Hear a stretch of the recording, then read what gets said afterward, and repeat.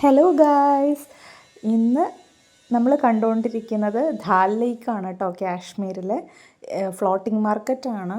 അവിടുത്തെ ഒരു അസ്തമയമാണ് കേട്ടോ.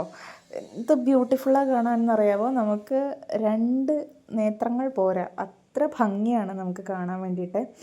എന്ത് രസമാണെന്നറിയാമോ. അപ്പോൾ ഞങ്ങൾ ഫാമിലി ആയിട്ടാണ് പോയിരുന്നത്.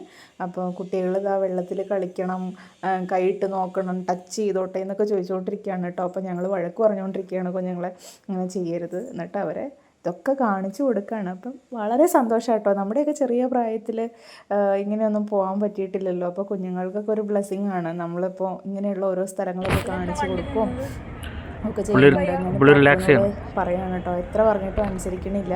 പിന്നെ അവൻ്റെ ആഗ്രഹം എന്ന് വിചാരിച്ചിട്ട് ഞാൻ സമ്മതിച്ചു, ജസ്റ്റ് ഒന്ന് ടച്ച് ചെയ്തോളാൻ. എന്നിട്ട് പേടിച്ചിട്ട് ഞാൻ കൈ അവൻ്റെ കാലിൽ ഞാൻ മുറുകെ പിടിച്ചേക്കാണ് കേട്ടോ, മറിഞ്ഞ് വീഴാതിരിക്കാൻ വേണ്ടിയിട്ട്.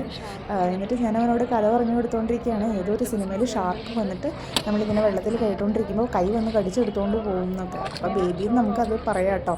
ഇത് നോക്കിയാൽ നിങ്ങൾ ഫ്ലോട്ടിംഗ് മാർക്കറ്റ് എന്ന് പറഞ്ഞ് ഇതേപോലുള്ള സൈഡിൽ കൂടി ഇതേപോലെ ഓരോ ഇതേപോലെയുള്ളൊരു ഹൗസ് ബോട്ടുകൾ പോയിക്കൊണ്ടിരിക്കും. അതിലൊക്കെ സാധനങ്ങളാട്ടോ. നമ്മൾ കാവ, കാശ്മീരിൻ്റെ സ്പെഷ്യൽ ടീ, നമ്മളത് ദാൽ ലേക്കിൽ വെച്ചിട്ടാണ് ഫസ്റ്റ് ടൈം ട്രൈ ചെയ്യുന്നത്.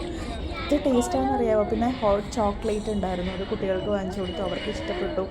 അതേപോലെ ജ്വല്ലറി ഐറ്റംസ്, വള, മാല, ക്ലിപ്സ്, പിന്നെ നല്ല ഭംഗിയുള്ള പ്രഷ്യസ് സ്റ്റോൺസൊക്കെ വെച്ചിട്ടുള്ള കുറേ അവരുടെ ട്രഡീഷണൽ ഐറ്റംസൊക്കെ അവർ കൊണ്ടുവന്ന് കാണിച്ചു തരും. ഇതെല്ലാം വരുന്നത്. അതുപോലെ പിന്നെ മാഗി നൂഡിൽസ്, പിന്നെ തന്തൂരി ചിക്കൻ, ഗ്രിൽഡ് ഐറ്റംസ്, അങ്ങനെ ഒത്തിരി സാധനങ്ങൾ നമുക്ക് വരുന്നതൊക്കെ ഈ ഇവരുടെ ബോട്ടുകളിലായിട്ടാണ് കേട്ടോ വരുന്നത്. എന്ത് രസമാണെന്നറിയാമോ. ഞാൻ ഫോട്ടോ എടുക്കാൻ വേണ്ടിയിട്ട് ജസ്റ്റ് ഒതുങ്ങിയിരിക്കുന്നതാണ്. അപ്പോൾ എൻ്റെ സൈഡിൽ ഞാൻ